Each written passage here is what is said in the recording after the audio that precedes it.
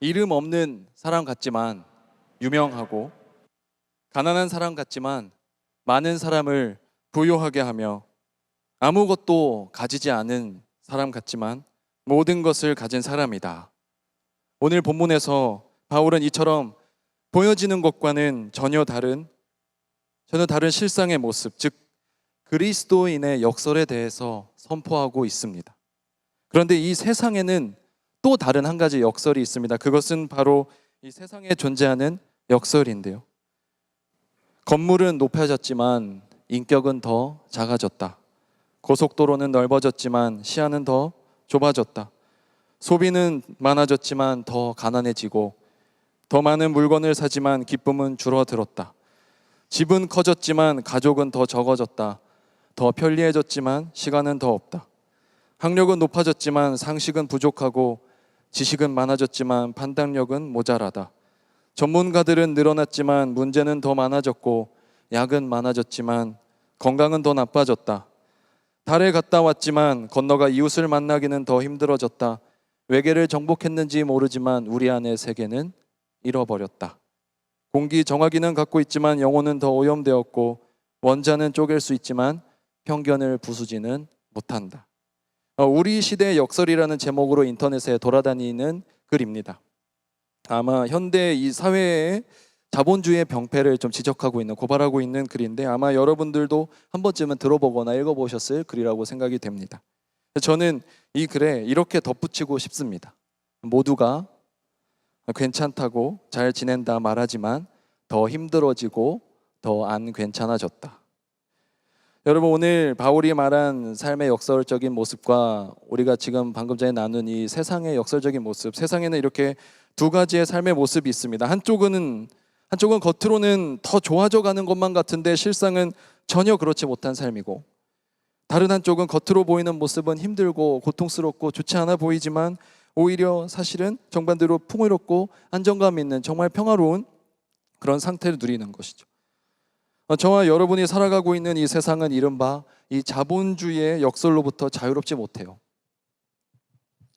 그래서 겉모습은 우리가 더 화려해져 가고 더 대단해져 가는지는 모르지만, 오히려 속은 병들어가고 있고 겉으로는 우리가 풍요와 행복과 자유를 외치지만 우리 삶에는, 그 안에는 빈곤과 불행과 부자유함으로 가득 차 있지 않던가요? 마티아스 넬케의 나를 소비하지 않는 현명한 태도에 관하여라는 책이 있습니다. 이 책에서는 이제 우리가 보여주기 위한 것들과는 이제 좀 결별해야 되는 때가 아닌가, 이렇게 이야기를 하고 있어요. 세상은 우리를 계속해서 압박을 하죠. 무엇을 보여주어야 한다, 무엇을 해내야만 한다, 앞서가야만 한다, 이렇게 압박을 하는데, 이 자본주의의 병폐로 가득한 이 세상 가운데서 이제 정말 필요한 가치가 생겨나고 있는데, 그것은 바로 겸손의 미덕이라고 말하고 있습니다. 넬케는 겸손에 대해서 다음과 같이 정의를 하고 있어요. 겸손이란 겉으로 보이는 것보다 더 많은 것을 품고 있는 태도이다, 이렇게 말을 합니다. 근데 세상에서도 일반적인 철학자나 사역자들도 이렇게 이제야 관심을 갖고 있는 그 가치인 겸손에 대해서 이미 일찍이 수천 년 전부터 겸손의 삶을 살아가면서 본이 되어주셨고, 정말 겸손이 무엇인지 가르쳐 주신 분이 계십니다. 저와 여러분이 잘 알고 있는 분이죠. 바로 누구죠? 예수 그리스도이십니다. 이 겸손이 약할 때 강함되게 하시는 그 놀라운 반전을 가능케 하고, 오늘 말씀처럼 무명한 자 같으나 유명하게 하고, 가난한 자 같으나 많은 사람을 부유하게 하는 자로 살아갈 수 있게 하는 그리스도인의 역설을 가능케 하는 것은 바로 이 겸손에 있다는 것을 이 시간 함께 나누고 기억할 수 있으면 좋겠습니다. 오늘 읽은 본문은 총 7번의 역설이 언급되고 있습니다. 이 먼저 8절에 속이는 자 같으나 참되다 라는 것인데요, 8절 말씀, 우리는 속이는 자 같으나 참되고, 이렇게 나옵니다. 바울은 사람들에게, 그 당시의 성도들이나 그를 반대하는 사람들에게 사기꾼이나 거짓 사도로 매도당하기도 했어요. 영혼을 사랑하는 마음으로 복음이라는 그 진리를 전하고 있었던 바울에게 이러한 오해와 비난은 아마 정말 속상한 일이었을 것입니다. 바울은 많이 억울했을 거예요. 그러나 그는 이렇게 고백합니다. 자신들은 진실하고 정직하다고, 내가 전하고 있는 것이 진리이기 때문에. 바울은 억울할 수 있는 상황임에도 불구하고 복음의 진리 위에 굳건히 서서 자신을 향한 잘못된 평가를 바라보는 것이 아니라 자신이 전하고 있는 복음의 진리에 집중하고 있습니다. 자신을 향한 시선에 집중하는 것이 아니라 자신이 바라보고 있는 것에 집중하고 있어요.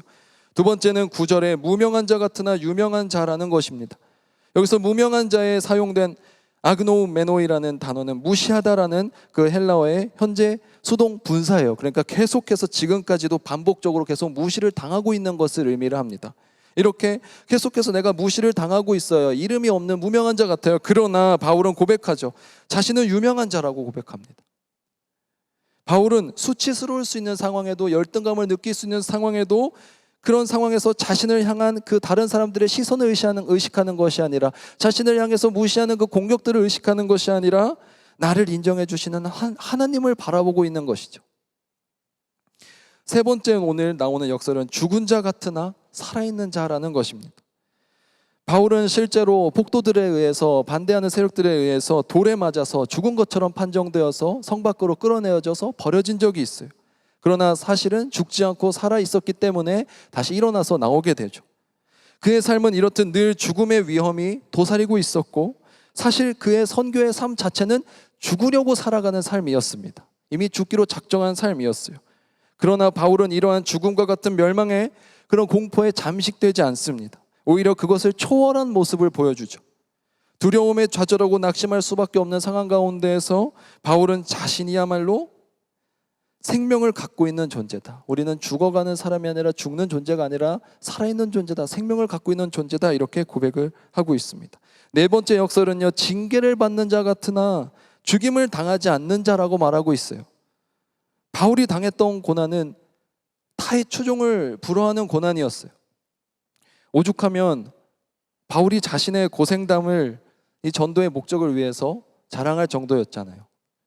고생으로 말할 것 같으면 아마 저보다 고생한 사람은 없을 것입니다 라고 말하면서 그가 언급하는 성경 그 구절이 있습니다. 근데 바울의 그 자랑의 핵심은 사실 그렇기 때문에 내가 그만큼 고난을 받았고 그래서 나 잘났습니다가 아니고, 그 말하고자 했던 것은 오히려 내가 약한 것을 자랑한다 이렇게 말하잖아요. 사람들이 볼 땐 바울은 하나님으로부터 버림을 받은 사람처럼 보였어요. 하나님으로부터 온갖 고난을 당하고 있는 사람처럼 보였어요. 무엇인가 잘못했으니까 저렇게 고생하지, 하나님이 함께하지 않으니까 저렇게 고생하지, 고난이 있지라고 보여졌어요. 그렇지만 바울은 자신을 향해 가해지는 그 고난을 바라보는 것이 아니라, 자신 주변의 상황을 집중하는 것이 아니라 그 무엇으로도 자신과 끊을 수 없는 하나님의 사랑에 집중하고 있었어요. 다섯 번째 역설은 근심하는 자 같으나 기뻐한다는 것입니다. 바울이 근심 걱정할 문제들이 왜 없었겠어요? 자신에 대한 끊임없는 그 사도권 시비, 자신의 자격 여부에 대한 공격, 중상모략과 음해, 그리고 자신이 개척하고 키워놓은 자기 자식과도 같은 그 교회들에서 나타나는 분쟁과 음란, 우상숭배, 잘못된 교리와 이단 논쟁들을 봤을 때 바울이 편지를 썼을 때 끝도 없이 써야 될 만큼 문제는 많고 해결해야 될 일들은 많고 고민할 것이 너무나도 많았을 거예요. 그런데 걱정거리가 가득해 보이는 것과는 달리 바울은 항상 기뻐하는 사람이다. 우리는 항상 근심하는 자가 아니라 실상은 기뻐하는 자다라고 고백하고 있습니다. 여섯 번째는 가난한 자 같으나 많은 사람을 부유하게 하는 자라는 역설입니다. 바울은 물질적으로 가난한 삶을 살았을 거예요. 그는 자신의 생계를 위해서 직접 일해야만 했습니다. 교인들에게는 부담이 되지 않으려고 교회에 지원금 받는 것도 거절했었어요. 그러니 그는 세상의 물질적 관점으로 봤을 때는 정말 가난한 사람이었을지 모릅니다. 그러나 그의 안에 있는 복음의 진리로 많은 사람들의 영혼을, 그리고 그들의 삶을 부유하게 만들어줄 수 있다고 그는 고백하고 있습니다. 자, 지금까지 6가지의 역설 기억나시나요? 한번 정리해 보겠습니다. 지금 6가지 역설들에서 나타난 삶의 문제들을 보면 이것이 바로 오늘날 우리가 겪고 있는, 저와 여러분이 겪고 있는 우리 삶의 대표적인 문제들인 것 같다라는 생각이 들었어요. 첫 번째는 나에 대한 잘못된 평가들, 나를 향한 오해들, 나를 향한 모함들, 내가 억울해질 만한 것들, 그런 것들을 우리는 수많은 경우에 억울해하고 답답해하고 속상하잖아요. 두 번째로 인정받지 못하는 거, 무시당하는 거. 나의 자격이나 나의 실력을 알아주지 못하는 것 같고 나의 그런 자존감이나 그런 것들은 무시한 채 나를 완전히 무시하는 것만 같은 그런 문제들 우리가 많이 겪고 있지 않던가요? 세 번째로 그 멸망에 대한 우리가 망할지도 모른다는 위협, 우리가 죽을 수도 있겠다 하는 그런 위협들, 아프거나 힘들거나 어려울 때 많이 느끼지 않던가요? 이러다 나 정말 끝장나는 거 아니야? 이러다 나 정말 내 삶 망하는 거 아니야? 이대로 나는 그냥 끝나는 거 아니야? 죽는 거 아니야? 하는 위협들 너무나도 많이 느끼면서 살아가는 것 같습니다. 네 번째로는 닥쳐오는 시련들이 있어요. 왜 이렇게 삶의 문제들은 많은지, 나를 힘들게 하는 슬픈 일들은 왜 이렇게 많은지 마음을 아프게 하고 내 가슴을 찢고 나를 속상하게 하고 나를 힘들게 하는 많은 문제들 앞에서 우리는 늘 고통스러워하고 힘들어 하잖아요. 또한 다섯 번째로는 해결해야 할 수많은 문제들이 있습니다. 당장 내가 학교에서 해야 될 많은 과제들과 내가 회사에서 해야만 하는 많은 업무들, 내가 진로를 위해서, 진학을 위해서, 취업을 위해서, 이직을 위해서 많은 해야만 하는 많은 과제들, 해결해야만 하는 많은 문제들 때문에 우리는 늘 고민하고 어려워하죠. 여섯 번째로 우리 가운데 물질적으로, 재정적으로 압박을 전혀 겪지 않는 사람이 있을까요? 나는 뭐 해먹고 살지? 나는 앞으로 어떻게 살지? 나는 왜 이렇게 늘 부족할까? 나에게 좀 더 이런 것이 있었다면 하는 늘 물질적인, 늘 재정적인 부분에 대한 결핍들, 부족함을 느끼는 것들, 아쉬운 것들 우리 안에 있잖아요.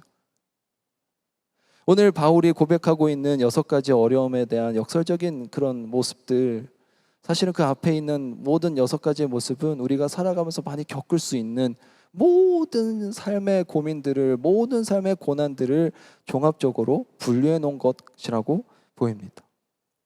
나에 대한 잘못된 평가, 그로 인한 억울함, 인정받지 못함, 그로 인한 수치심, 멸망의 위험, 그로 인한 공포, 나에게 닥쳐오는 시련들, 그로 인한 좌절감, 해결해야 할 수많은 문제들, 그로 인한 불안감, 물질적 재정적 압박, 그로 인한 궁핍까지 우리가 느끼고 있는 삶의 모든 고민들이 여기 있습니다.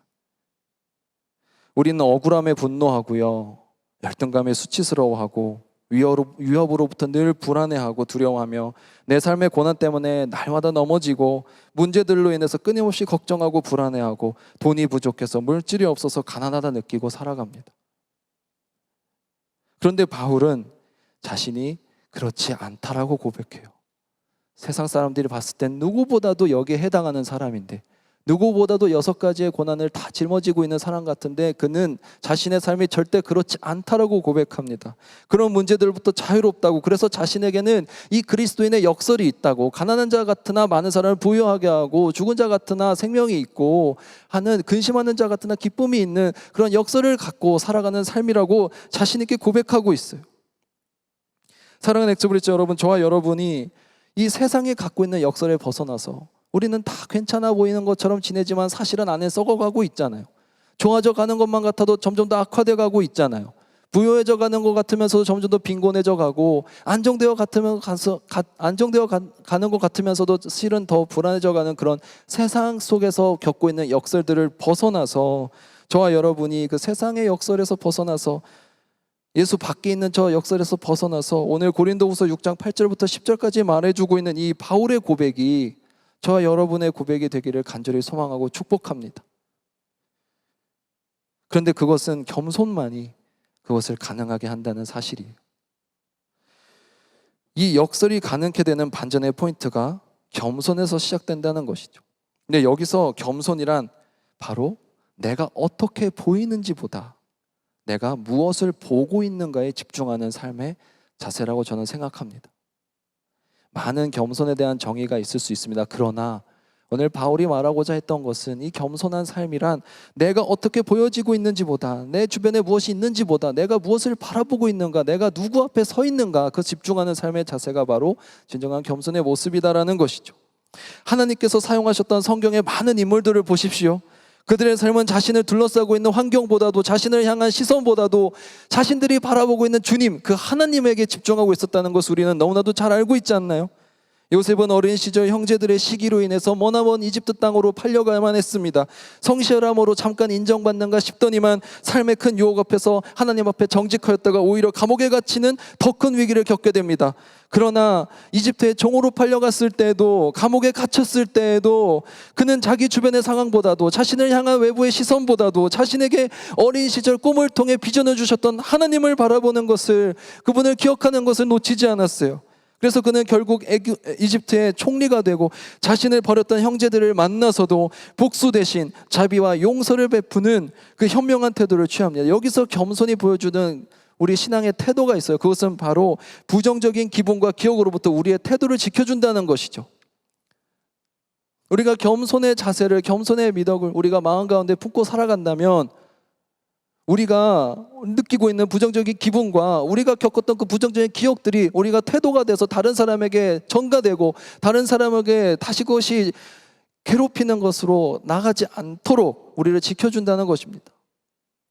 요셉의 삶의 이야기는 그가 총리가 되고 성공했다, 이렇게 승승장구했다가 끝이 아니에요. 왜냐하면 그의 삶의, 그의 요셉에 대한 성경의 언급의 대부분은 그가 형제들과 화해하는 부분에 집중하고 있으니까요. 많은 분량을. 그렇다면 요셉의 삶을 통해서 성경에서 조명하고자 했던 주제는 무엇일까요? 그가 지혜롭게 해서 성공하는 삶, 그것이 아니라 그가 그 삶의 뜻 가운데서 하나님의 뜻을 기억하고 형제들을 어떻게 화해하고 용서하는가, 거기에 초점이 있습니다. 근데 그 삶의 자세는 바로 겸손의 삶의 자세가 있었기 때문이에요. 다윗을 보십시오. 그는 일찍이 하나님의 기름 부음을 받은 왕의 제목이었습니다. 그러나 이를 시기하던 사울 왕에게 오랜 시간 쫓기는 신세가 되죠. 그러나 사울을 죽일 수 있었던 기회가 찾아왔음에도 결정을 하나님께 맡기며 자신의 손에 피를 묻히지 않습니다. 그는 상황을 바라보지 않았거든요. 주변에서 부추기는 말에도 영향을 받지 않았을 것입니다. 그렇게 그는 하나님의 때의 왕으로 세워져서 이스라엘의 역사상 가장 존경받는 왕으로서 세워지게 돼요.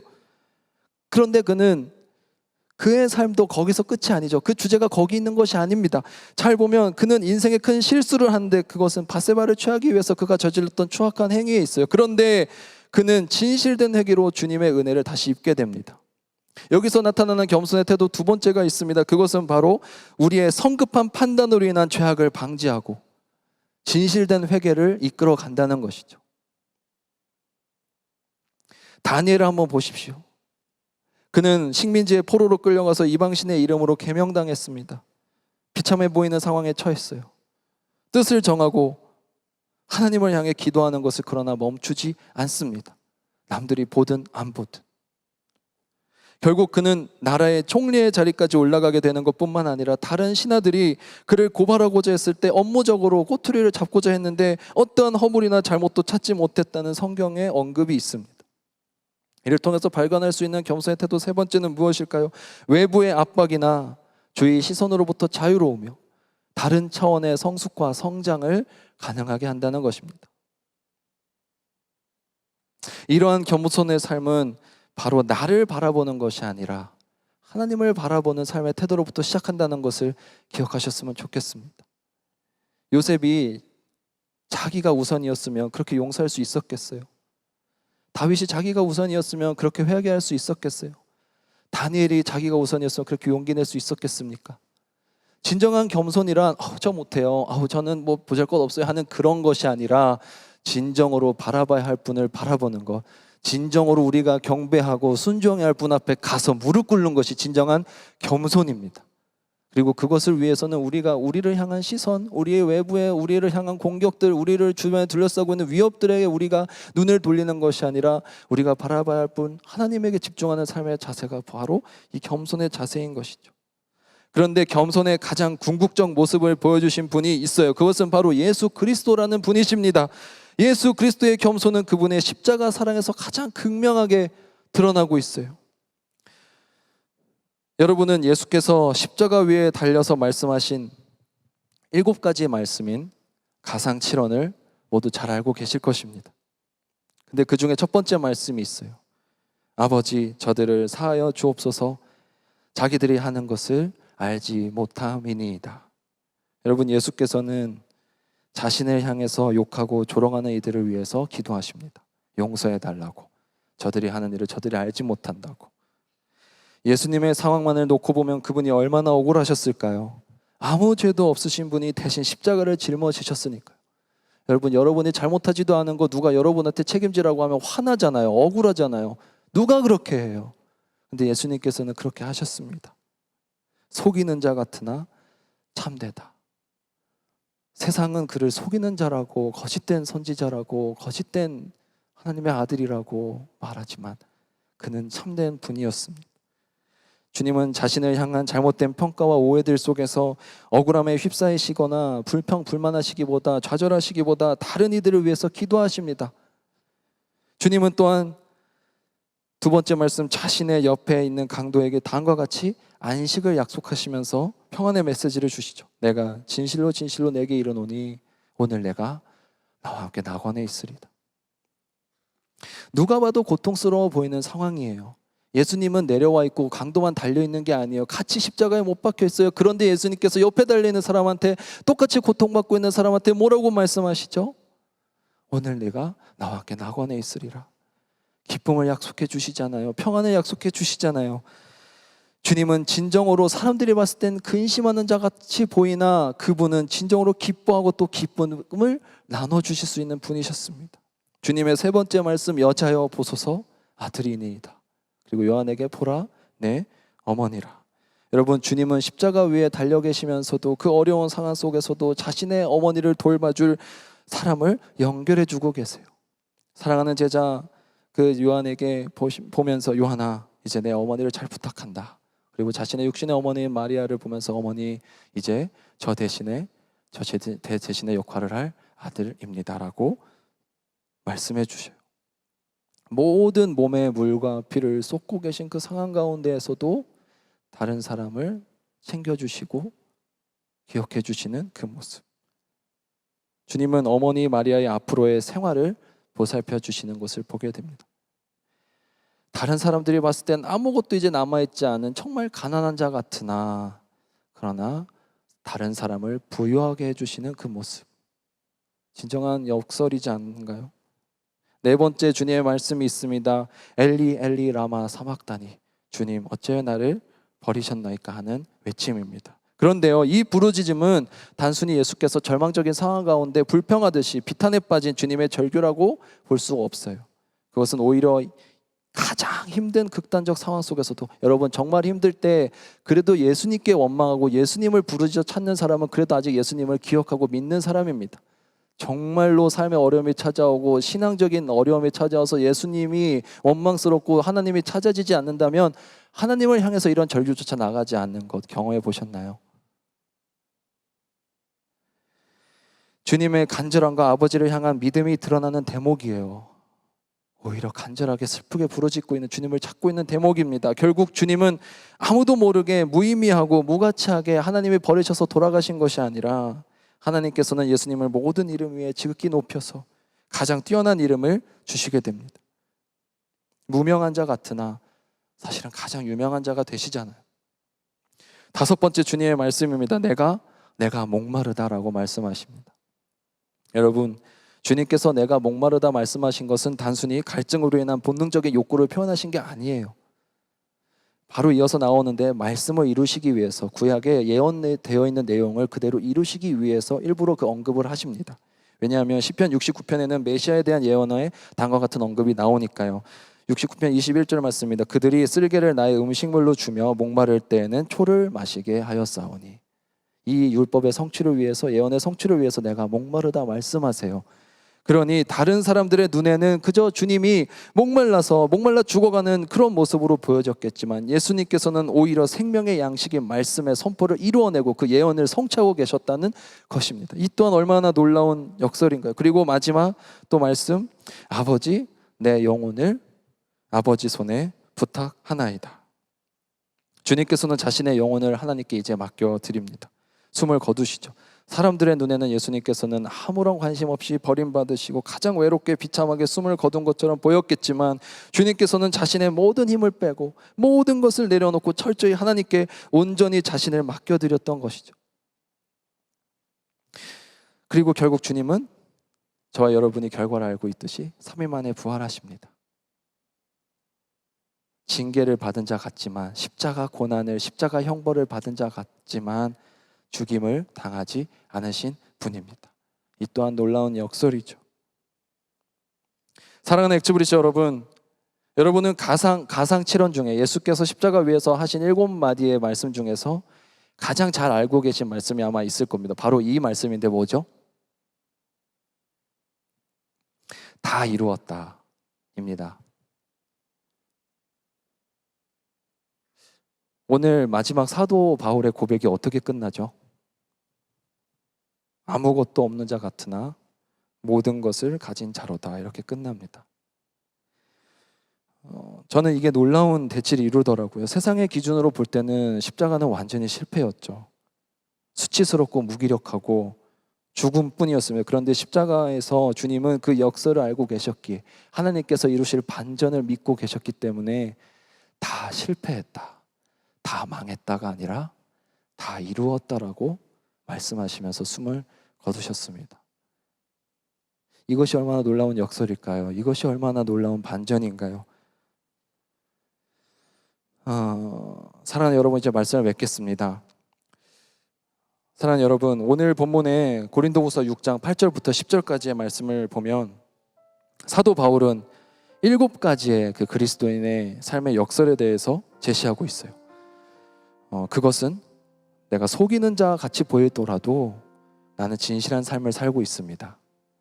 또 내가 무시당하고 이름 없이 살아가고 있는 것 같지만 영광스러운 삶을 살아가고 있습니다. 또 내가 죽은 것 같이 살아가지만 누구보다도 생명력이 안에 넘치고 있고, 징벌을 받은 것처럼 살아가고 있지만 사실 구원을 입은 사람이고, 걱정, 근심, 투성이처럼 보이지만 날마다 기쁨이 가득한 사람이며, 너무나 가난해 보이지만 사실 많은 이들을 부유하게 할 수 있는 풍요로운 삶을 살아가고 있습니다. 이렇게 고백하고 있어요. 이러한 삶의 고백, 이러한 삶의 놀라운 역설, 그 반전은 사실 예수 그리스도를 믿는 믿음 안에서만 가능해집니다. 여러분, 아무리 자기 암시를 하고 아무리 자기 확신을 가져서 나는 괜찮다고, 나는 이렇게 잘 되고 있다고 얘기해도 그것은 세상의 역설 안에 갇혀 있을 뿐이에요. 사실은 괜찮지 않아요. 더욱더 어려워져 가고 있고 실상은 정말 어려운 모습이죠. 그런데 이 예수 그리스도를 믿는 믿음 안에서만 가능한데, 그 이유는 그리스도의 십자가 사랑이야말로 그 희생적인 가치가 담아내고 있는 그 가치가 바로 이 겸손에 있기 때문입니다. 이 겸손이 우리를, 여러분을 이 세상이 갖고 있는 역설에서 그리스도인의 역설로 옮겨낼 것입니다. 여러분과 저의 삶이 겸손의 자세로 가득 찰 수 있었으면 좋겠어요. 여러분의 삶 가운데 누가 여러분을 오해하고 모함했나요? 그래서 억울한 일이 찾아오셨나요? 또는 세상이 여러분을 무시하고 알아주지 않아서 너무 창피하고 수치스러우신가요? 또는 삶의 각종 질병과 위기와 어려움 등으로 인해서 생명의 위협을 느끼고 계신가요? 생존의 어려움을 겪고 있나요? 또는 무엇으로부터도 보호받지 못하고 있고, 심지어 하나님으로부터 내가 버림받았다는 착각에 사로잡혀 계시지는 않은가요? 또는 입시, 학업, 진로, 진학, 취업, 이직, 연애, 결혼, 건강, 관계, 자존감 등에 대한 수많은 질문과 문제들로 인해서 삶의 걱정, 근심이 가득하신가요? 늘 돈이 부족한 것 같고, 물질적으로, 세상적으로 봤을 때 재정적으로 압박을 느끼며 빈곤 가운데 있다고 느껴지시나요?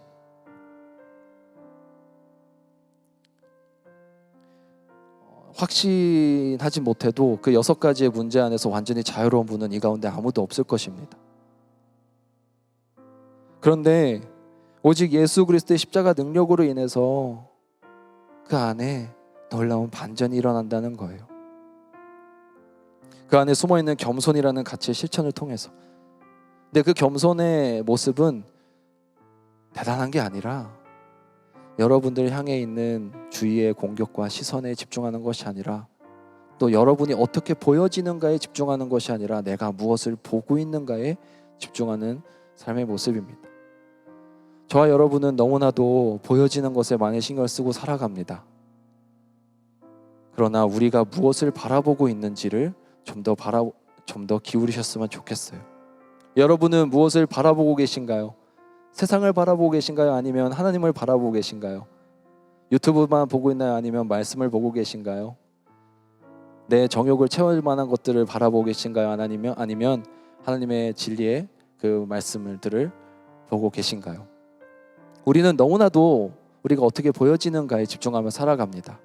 그러나 진정으로 겸손한 삶이란, 하나님 앞에 무릎 꿇는 삶이란 우리가 어떻게 보여지는가 보다 우리가 누구를 바라보고 있는가를 기억하는 삶일 것입니다. 사랑하는 여러분, 겸손이란 그래서 단순히 그냥 나를 낮추는 것이 아닙니다. 나 이런 거 못한다고, 나 이것밖에 안 된다고, 나 이런 능력 없다고, 그것은 그냥 자기를 그냥 폄하하는 것일 수 있어요. 오히려 내가 어떻게 보여지는 것에 대해서 그것들을 이제 내려놓고, 진정한 겸손이란 우리 모두 하나님을 바라봅시다. 여러분들과 제가 모두 하나님만을 바라보는 저와 여러분이 됐으면 좋겠습니다. 그래서 남들이 어떻게 우리를 평가하든, 남들 눈에 어떻게 보여지든 그것이 중요한 것이 아니라, 과연 나는 하나님을 제대로 바라보며 똑바로 따라가고 있는가, 하나님 안의 뜻 안에 순종하며 살아가고 있는가가 우리 삶의 최우선 가치가 되기를 간절히 소망하고 축복합니다. 삶의 초점이 나 자신이 아니라 하나님이 되는 것, 그리하여 온전히 우리 자신을 비워내고 그 안에 하나님으로, 그분의 거룩으로 가득 채워내는 것이 진정한 겸손의 삶임을 기억하며 나아가는 저와 여러분이 되기를 간절히 소망합니다. 사랑하는 여러분, 한 주간 세상의 시선을 의식하는 것이 아닌, 심지어 교회 안에서도 서로의 시선을 의식하는 것이 아닌 하나님의 시선에 여러분의 시선을 맞추는 이번 한 주간이 되기를 간절히 소망하고 축복합니다. 기도하시겠습니다. 사랑의 하나님 아버지, 오늘 바울의 고백을 바라봅니다. 속이는 자 같으나 진실한 삶이고, 무시당하고 이름 없이 사는 것 같지만 영광스러운 삶이며, 죽은 자 같지만 생명력이 넘치고, 벌을 받고 있는 것 같지만 사실 구원을 입었으며, 근심 걱정 투성이이지만 날마다 기쁨만이 가득하고, 너무나 가난해 보이지만 많은 이들을 부유하게 만들 수 있을 만큼 풍족하다 고백했던 그 바울의 고백이 우리의 고백이 되기를 간절히 소망합니다. 주님, 나의 삶의 많은 부족한 부분들, 어려운 부분들에 집중해서 그것만을 바라보며 불평, 불만과 걱정, 근심에 사로잡혀 넘어져 있는 것이 아니라 그 놀라운 반전의 역사를 이루실 주님을 신뢰하며 다시 일어나 주님과 함께 걸을 수 있는 우리 모두 되게 하여 주시옵소서. 모든 것 주님께 맡겨드리며 예수 그리스도 이름으로 기도드립니다. 아멘.